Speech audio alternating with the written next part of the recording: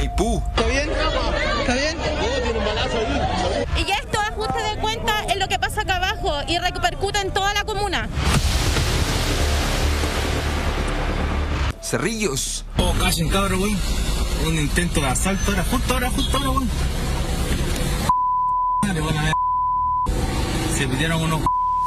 Lo Espejo. En que 4 víctimas de 3, 14, 18 y 22 años de edad respectivamente fueron lesionadas con impactos de bala. Todo esto ocurrió en la región metropolitana en menos de 12 horas. 3 violentos hechos en plena vía pública.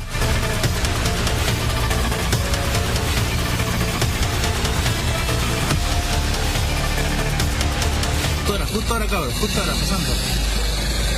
pasando la noticia. Calla, mira. Unos ratis se pidieron unos... El primer caso ya se lo hemos mencionado. Un posible ajuste de cuentas causó que en plena plaza de Maipú 7 personas terminaran con heridas. Una de ellas lamentablemente falleció. Imágenes impactantes en una zona bastante transitada. ¿Está bien? ¿Está bien? ¿Está bien? A lo menos 10 disparos que efectuaron en el lugar, y lo que se está haciendo a mi espalda es la vocal que está tratando de levantar toda la evidencia, especialmente balística, para poder después, ¿no es cierto?, cotejar con algún armamento que nosotros encontremos posteriormente. Hoy día son posibles, digamos, grupos que estarían vinculados con estos hechos, y las personas que integran esos grupos son parte de la investigación que estamos desarrollando. No es sorpresivo, porque esto arrastra de una situación que 5 minutos más abajo, en una villa que se llama San Luis, ha habido un muerto, después aparecieron 3 heridos, después 2 mujeres acribilladas, y esto, ajuste de cuenta, es lo que pasa acá abajo y repercute en toda la comuna. Sin embargo, y como se lo mostrábamos al inicio de la nota, lo de Maipú no fue el único hecho de violencia que pasó. Nos trasladamos a la comuna de Cerrillos. Acá, un enfrentamiento entre individuos y detectives de la PDI dejó el saldo de 2 personas fallecidas. Un intento de asalto ahora, justo ahora, weón.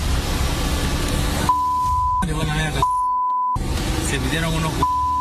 Justo ahora, cabrón, pasando la noticia. Calla, mira. Unos ratis se pidieron unos... Todo esto ocurre en Avenida Departamental con Pedro Aguirre Cerda, en cercanías al Metro Cerrillos. Funcionarios de la PDI se percataron de un vehículo que transitaba sin su placa patente. Al ir a fiscalizarlos, los sujetos sacan sus armas de fuego, lo que provoca una balacera que termina con 2 de los individuos fallecidos por el enfrentamiento con la policía. Extrema situación, pero lamentablemente no es la última. Durante la noche en Lo Espejo, una balacera en plena feria navideña deja 4 personas heridas, entre ellas, escuche bien, un menor de solo 3 años de vida. En que 4 víctimas de 3, 14, 18 y 22 años de edad respectivamente fueron lesionadas con impactos de bala mientras circulaban pasadas las 23 horas de anoche por una feria navideña en la comuna de Lo Espejo. De acuerdo a los primeros antecedentes, en ese lugar se produjo una discusión entre un grupo de individuos por rencillas anteriores, lo que habría derivado en el uso de armas de fuego. Violenta jornada en la capital, ajuste de cuentas que cada vez son más violentos, porque no importa el lugar o la hora, o si hay niños presentes, los atacantes actúan sin importar nada. Maipú, Cerrillo y Lo Espejo son los ejemplos que pasaron en menos de 12 horas.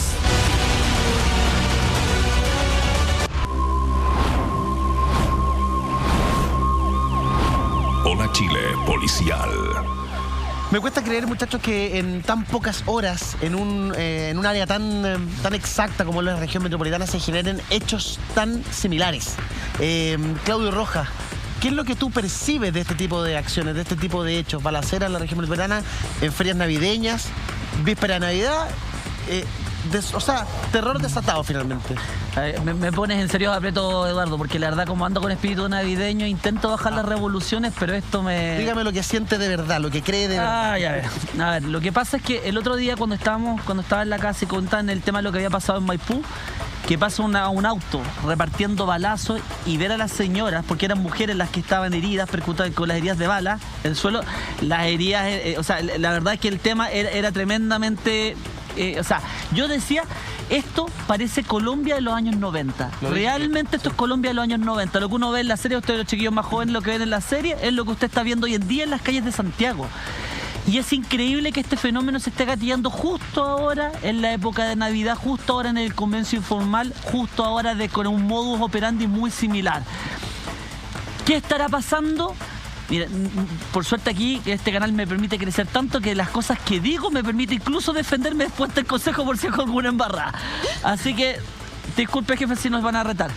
Pero es que esto me parece que está teniendo mucha vinculación con el proceso migratorio irregular que existe en nuestro país, con la forma de actuar de ciertos grupos que están realmente amedrentando a la población en nuestro país y que ahora están comenzando a cumplir lo prometido.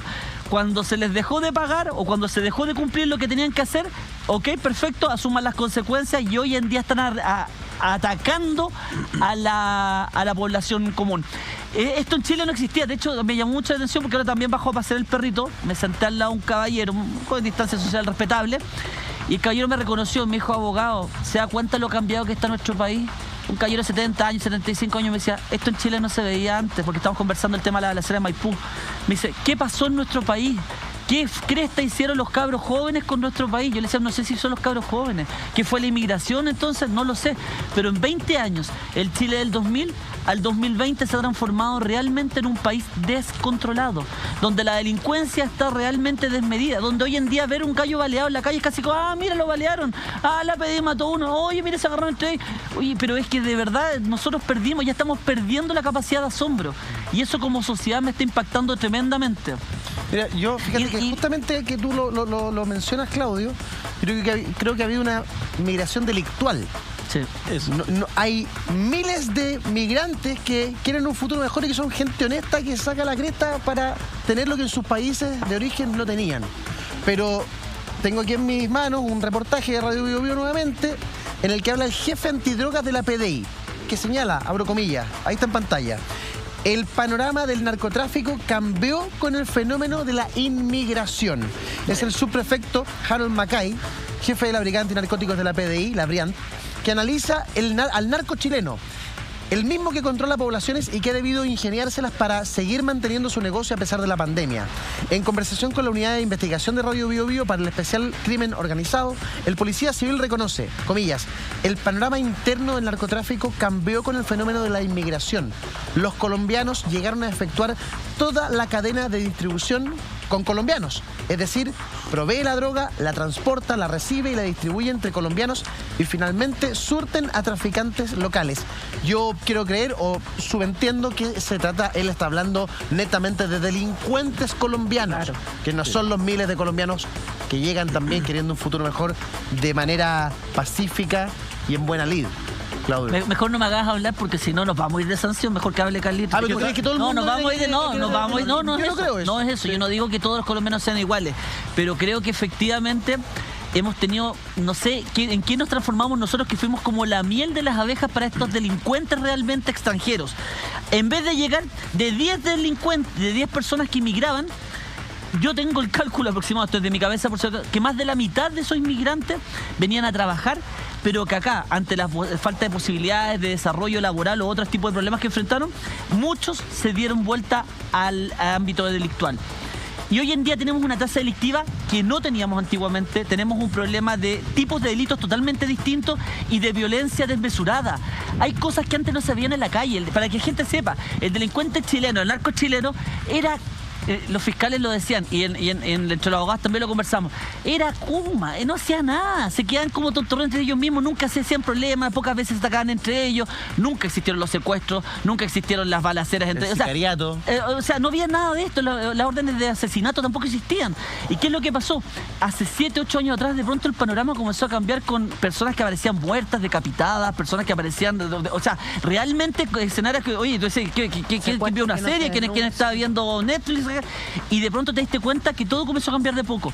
Y no solamente fue en el ámbito del Lampa, sino que después se fue trasladando a otros sectores de la economía. Y hoy en día en las ferias navideñas estamos viendo gente baleada, cosas que en Chile no veíamos. ¿Cuándo veíamos al delincuente chileno pasar un auto baleando gente de una feria porque no le pagaron?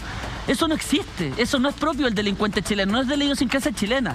Eso es un problema que está viniendo de otro lado. Lo lamento por los extranjeros que están llegando a nuestro país, de verdad es pésimo que tengamos esto, pero yo hoy en día que estoy comenzando a ponerme un poquito más coloradito con el tema de la inmigración y con la forma que se están desarrollando acá en nuestro país. Ya lo decía el inspector Vallejo hace muchos años atrás, puntualmente el problema que había con las policías de ciertos países en donde estaban llegando muchos migrantes que no estaban conectados, entonces no pasaban los antecedentes penales. Entonces podían entrar con sendas cadenas perpetuas casi, arrancarse de su país de origen y llegar a nuestro país, y venían como blancas palomas. Entonces la PDI no tenía cómo frenarlo frente a que no sabía si tenía antecedentes ligados al narcotráfico o no. Ahora, a mí me gustaría decir que efectivamente lo dice el encargado de antinarcóticos, pero la verdad es que no son todos. Y eso me gustaría dejar súper claro, Paola. Sí, no, yo estoy absolutamente de acuerdo con que no son todos. O sea, y yo también no creo que uno pueda decir, miren, ¿saben qué? La balacera que vimos ayer, lo que pasó en Cerrillo es culpa de los migrantes. Eso me parece poco serio y carente en realidad de fundamento. Ahora, es un factor evidentemente, pero de nuevo, es un factor más que está dentro de los múltiples que tenemos en el puzzle hoy día. Entonces, en ese sentido, lo decíamos recién, los delitos violentos han aumentado. Eso es una realidad, es un hecho de la causa. Entonces, más bien el foco de nuevo tiene que estar en cuáles van a ser esas medidas. Y en el tema migratorio quiero ser muy concreta. Nosotros tenemos una ley de migraciones que además no es una ley porque fue aprobada en época de dictadura, es un decreto ley, ¿cierto? Del 75, que es el año en que nací. Así que ese año, imagínense, ya estamos pasando mucho ya. Recién entonces tuvimos esta ley de migración que ninguno de los gobiernos ha logrado modernizar. Y tenemos acá... No digamos que el 75 quería venir mucha gente a nuestro país tampoco. Pero en esa época nos dimos una nueva norma, ¿verdad? Que es este decreto ley. Entonces, ¿cuál es el punto? Por ejemplo, a cargo de la migración en nuestro país tenemos un departamento. Entonces, para que las personas en su casa nos entiendan, está el Ministerio del Interior, está hoy día el ministro Delgado, están las divisiones, la jefatura, y por aquí hay un departamento de extranjería y migración, que ni siquiera es un servicio público. Entonces, al final del día tenemos un problema estructural en el fenómeno migratorio, un problema, reitero, que tiene que ver con la normativa, con la aplicación de esa normativa, porque PDI sí tiene facultades, de acuerdo a esa ley que es muy antigua. Yo trabajé mucho en el tema aéreo, precisamente en la facilitación aeroportuaria, que es la rapidez de los trámites cuando tú entras como pasajero, entras carga o correo. Y ahí la PDI tiene facultades para hacer una serie de preguntas, y precisamente lo hemos visto en muchos programas de investigación cuando dejan al lado a determinados migrantes que no justifican. Están también la utilización de los perros, que también ahí detectan droga, etcétera. Entonces, hay mecanismos, muchos de ellos están obsoletos, necesitamos una nueva normativa, evidentemente, y insisto, yo creo que el tema de la migración no lo estoy desconociendo para nada. A mí también me dicen las personas legítimamente muchas veces respecto a sus trabajos, me dicen, pucha, yo no tengo pega, y cuando hago la fila con los migrantes le dan la pega a ellos porque ganan menos y porque las condiciones laborales les pueden exigir de todo, porque están dispuestos a hacer todo. Claro. Entonces, también esa diferencia, y ahí de nuevo, obviamente el Estado tiene que estar presente para lograr equiparar la cancha. Es que ahí nuevamente volvemos al origen del programa, a lo que estamos hablando al comienzo de Lola Chile de hoy. Nos gusta hacernos los locos con los problemas. Claro. Hasta que la olla de presión explota en la cara a los chilenos, nos gusta, no, si no pasa nada, esto se va a arreglar solo. Como que no nos gusta encarar el problema. Y el tema migratorio, más allá del tema migratorio, ha sido culpa de nosotros, que como Estado no hemos puesto reglas claras, Carlos, ¿no? Esto fue muy desordenado. Sí, lo que pasa es que, a ver, Chile, en todo el continente americano, pensemos desde Alaska, desde el norte, el Polo Norte, hasta el Polo Sur. Los países que más reciben migración es Estados Unidos en su frontera sur, Chile, y Canadá. Y son y Canadá con la frontera norte de Estados Unidos, entonces mucho menor el flujo o tienen menos problemas de migración. Entonces Chile está la gente que no puede ingresar a los Estados Unidos porque Estados Unidos pide visa, se está viniendo a Chile. Y esa es la realidad. Y los chilenos están migrando a Estados Unidos. Yo soy migrante en Estados Unidos. Yo soy migrante en otro país. Sé lo que se siente. Migrar es un derecho humano. Es un derecho humano. Está establecido los derechos humanos. Si entre medio se nos pasan algunos delincuentes, así como no hemos hemos puesto colorado varias veces por chilenos delincuentes que van a robar a Estados Unidos. Pasa lo mismo acá. ¿Cuál es el tema? Que afortunadamente ahora que salió la ley promulgada, tengo entendido, hace muy poco tiempo en relación de migración, ahora se va a exigir una visa para poder ingresar a Chile y ahí en esa visa se va a hacer el control y tienen que presentarse todos los documentos. O sea, para el papel antecedente visa, en el fondo. Todos los antecedentes. Y ahí vamos a saber si, la persona que va a migrar tiene o no tiene antecedentes. Y eso va a ser muy bueno para nosotros. Pero es bastante tarde. Se tardaron 8 años en aprobarla. Ya se aprobó, algo, por lo menos ya se avanzó en eso. Pero va a ser súper importante tenerlo y vamos a ver cómo se va a regular. ¿Qué va a pasar con los migrantes que ya están en Chile? ¿Cómo se va a regular? ¿Cómo van esas personas? ¿Van a tener que necesitar visa de trabajo o no? Todos esos detalles son importantes porque tal como decía Paola, está el ministro del Interior, que es la cabeza. Y el ministro del Interior tiene migración, tiene las policías, no una, 2 policías y un montón de cosas más. Y aparte la parte política. Entonces yo creo que ya necesitamos que y lo conversábamos al principio, que la maquinaria estatal, vuelvo a insistir, da lo mismo el color político, hablamos del Estado de Chile, necesita una modernización para que se mueva más rápido, porque estos problemas son problemas que son rápidos y deben ser resueltos rápidamente. Nunca me olvidé cuando la selección chilena quiso ir a jugar a Canadá y Johnny Herrera no pudo ir. Exactamente. Porque Canadá dijo, no, él tuvo un tema legal. Por la muerte de Macarena Casasú. Macarena Casasú ahí en Américo Vespucio. Entonces, ese es el estándar de un país moderno. Ese es el estándar de un país que se respeta a sí mismo. Pero si nosotros lo tenemos. Nosotros lo tenemos. Cuando vino a Chile hace un par de años Mike Tyson por una marca, ¿se acuerdan que venía una demostración? Se le prohibió el ingreso en el aeropuerto Pudahuel, salió en todos lados. Chile le prohíbe el ingreso a Mike Tyson por tener antecedentes en relación a las drogas, porte de armas y no me acuerdo qué otras cosas tenía. Somos buenos, porque claro. Pero Mike Tyson sí tenía los antecedentes y los otros no. Claro. Lo que pasa es que no se te maneja la base de datos, y eso es lo que decía el inspector. La base de datos solamente está cruzada a nivel internacional cuando hay alertas internacionales. Y ahí te aparecen los grandotes. ¿Qué pasa con el pequeño narcotraficante que viene de Perú para arriba? Para no ponerle nombre para que no me comiencen a retar. Cuando llegan pasan como blancas palomas. Y de hecho se corre la voz. Chile, aparte que excelente, oye, tienen hartas luquitas, la policía no molesta y son súper caballeros porque son como tontorrones. Es lo que le pasa al delincuente chileno cuando va a Europa, a Estados Unidos. Sí, oye, estos gallos no tienen cerco, no tienen seguridad, dejan las puertas abiertas, están regalando las cosas y se van para allá. Y ahora los delincuentes de Centroamérica, que ya tienen la cosa un poco más complicada, un poquito de ese sector, se vienen para acá porque aquí en Chile, claro, las policías, oye, no, si los policías no pasa nada, no disparan. Y si queda alguna escoba, te defienden. Y si te vayas a la cárcel, te dan como 20 oportunidades para salir. Y lo peor que te puede pasar, te mandan de vuelta así en una de esas, en un avión para de vuelta al país. Es la papa, y gratis más encima. Entonces es la papa venir a Chile a delinquir. Es maravilloso, tenemos un paraíso acá para los delincuentes. Y ahí tú lo decías, algo que también nombraba el alcalde Codina hace algunos momentos en nuestro móvil, que hablaba del sistema judicial y todas las oportunidades y vueltas que se da finalmente. Sí, lo que pasa es que el sistema judicial, nuestro sistema procesal penal, realmente no está mal pensado. Teóricamente fue muy bien ideado, copiando el sistema español y algunas cosas, que hicieron un enjambre de varias cosas, pero la verdad es que el sistema no es malo.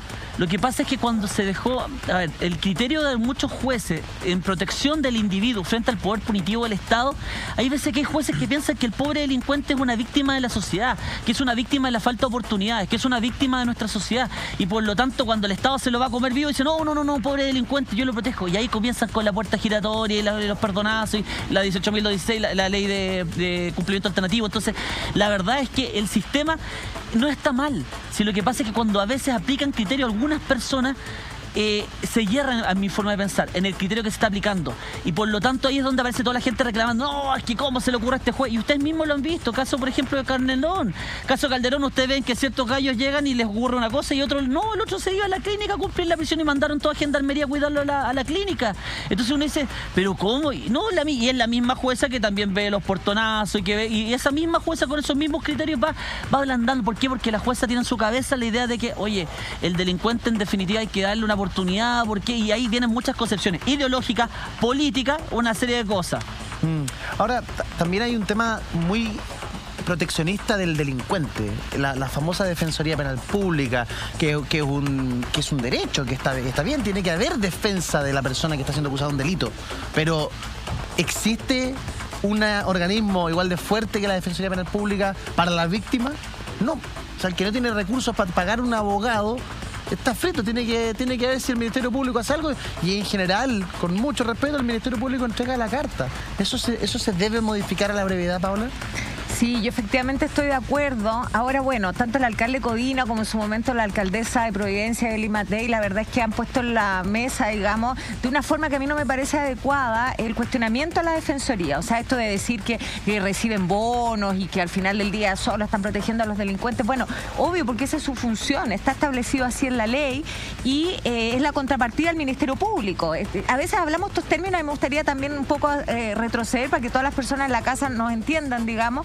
El Ministerio Público es el que investiga, ¿verdad? El juez le da las instrucciones, el Ministerio Público es autónomo, claro, y él es el que investiga junto a la policía y junto a carabineros, dependiendo PDI o carabineros. Pero de otro lado, el delincuente tiene un defensor público que en el evento de no poder pagarlo, que no son los narcotraficantes, porque ellos pagan, lo hemos dicho durante el programa, a sus abogados. Son aquellas personas que no tienen recursos, tienen derecho por los tratados internacionales a una defensa.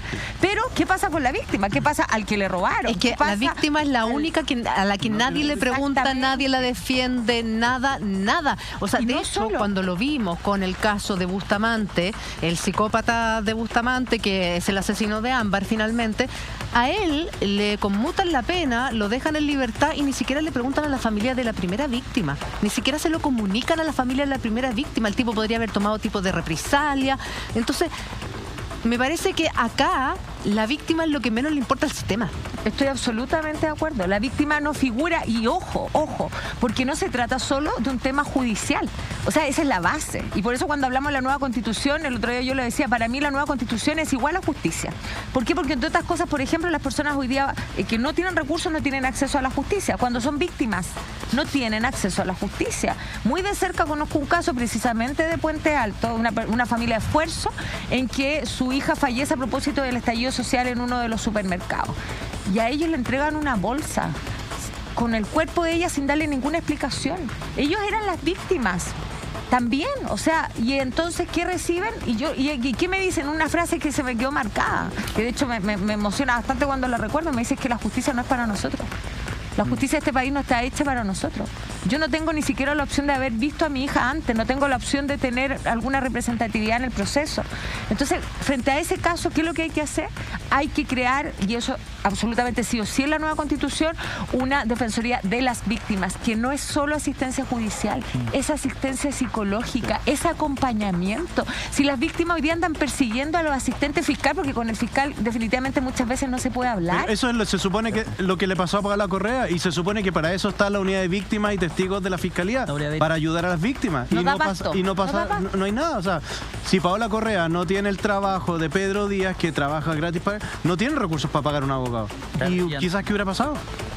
¿No es cierto? ¿No? La verdad es que en esta parte del sistema la gente hace la ecuación un poco más simple, que el imputado tiene un defensor pagado por el Estado, y por qué la víctima no tiene a alguien que la asesore de forma también pagada por el Estado de forma gratuita, porque le ponen la duplicidad. Y ojo, el Ministerio Público tiene que investigar tanto los hechos constitutivos de delitos como aquellos que exoneran de responsabilidad del imputado, así que tampoco puede abrazar a la víctima y decirle, yo soy tu abogado, yo estoy al lado tuyo. El Ministerio Público es imparcial. Es imparcial, exactamente. Entonces, la que queda solo en toda esta embajada es la víctima. La víctima se las tiene que rascar como puede.